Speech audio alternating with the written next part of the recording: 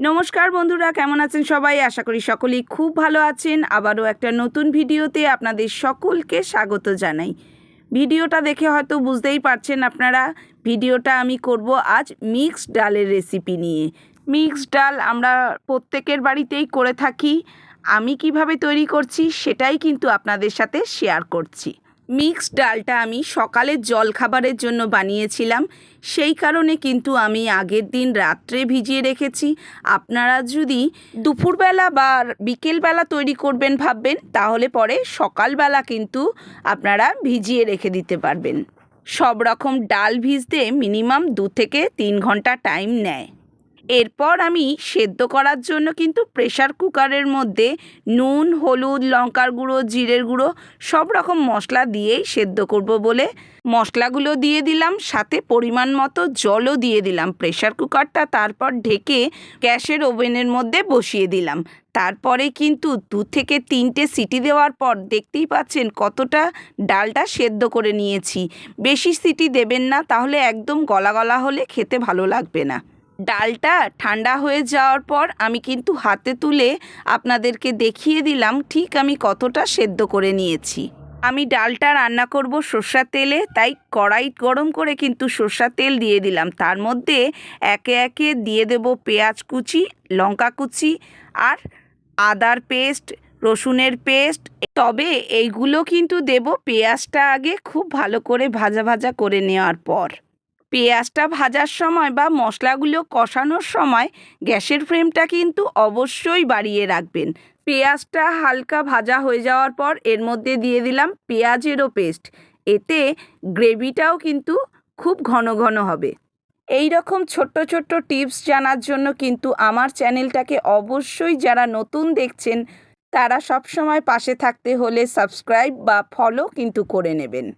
পেঁয়াজের পেস্টটাকে কিছুক্ষণ নাড়াচাড়া করার পরে এর মধ্যে কিন্তু দিয়ে দিলাম আমি রসুনেরও পেস্ট। এবার দিচ্ছি আদার পেস্ট। আদা আমি সবসময় একটু বেশি করে পেস্ট করে কিন্তু ফ্রিজে রেখে দেই। আদা রসুন যদি ফ্রিজে পেস্ট করে আপনারা রেখে দেন, তাহলে কিন্তু দেখবেন রান্নার সময় অনেক তাড়াতাড়ি রান্নাটাও হয়ে যাচ্ছে। কারণ আদা রসুনের রান্না করতে যাওয়ার সময় কিন্তু এই আদা রসুন কাটতে গেলে অনেকটা সময় নেয়। আর তৈরি করে যদি ফ্রিজে রেখে দেন, তাহলে কিন্তু খুব তাড়াতাড়ি কাজগুলো হয়ে যায়। আদা রসুন পেঁয়াজ সমস্ত কিছু কিন্তু খুব ভালো করে কষিয়ে নেওয়ার পর এর মধ্যে আমি দিয়ে দিচ্ছি টমেটো কেচাপ। আপনারা চাইলে টমেটো কুচিও দিতে পারবেন।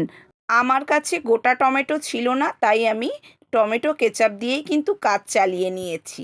আপনাদের সাথে কথা বলতে বলতে আমি কিন্তু বাকি মশলাগুলোর কথা একদমই স্কিপ করে যাচ্ছিলাম।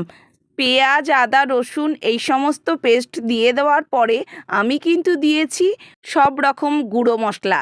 তার মধ্যে ছিল লঙ্কার গুঁড়ো, হলুদ গুঁড়ো, জিরের গুঁড়ো, ধনের গুঁড়ো আর অবশ্যই স্বাদ মতো নুন। যখন সব কিছু খুব ভালো করে কষিয়ে নেওয়া হয়ে গেছে, তারপরেই কিন্তু ডালটাকে ঢেলে দিলাম। এরপর কাজ হলো ডালটা যতক্ষণ খুব সুন্দর করে গ্রেভিগুলোর সাথে না মিশে যাচ্ছে ততক্ষণ ধরে ফুটিয়ে নেওয়া। আর অবশ্যই নুন মিষ্টিটা একটু চেক করে নেবেন।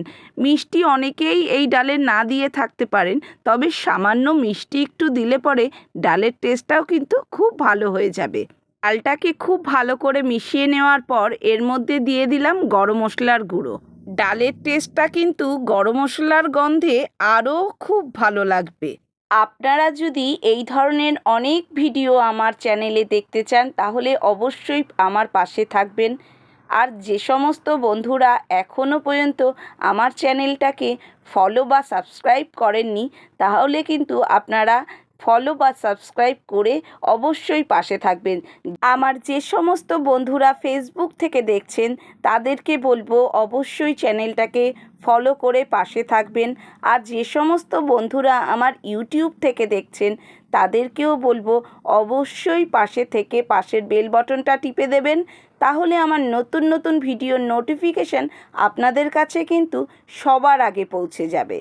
ডালটা কিন্তু পুরো রেডি সার্ভ করবার জন্য। আপনারা যারা ধনেপাতা খেতে ভালোবাসেন লাস্টে কিন্তু নামানোর আগে ধনেপাতাও দিয়ে নিতে পারবেন। আমার কাছে ধনেপাতা ছিল না, সেই কারণে কিন্তু আমি ধনেপাতাটা দিতে পারিনি, নয়তো ধনেপাতার টেস্টও কিন্তু আরও সুন্দর হয়ে যায়। ডালের স্বাদ এবং ডালের গন্ধ। আজকের ভিডিওটা এ পর্যন্তই। ভালো লাগলে অবশ্যই লাইক আর কমেন্ট করে দেবেন। সকলে ভালো থাকবেন, সুস্থ থাকবেন। নতুন ভিডিওতে আবার দেখা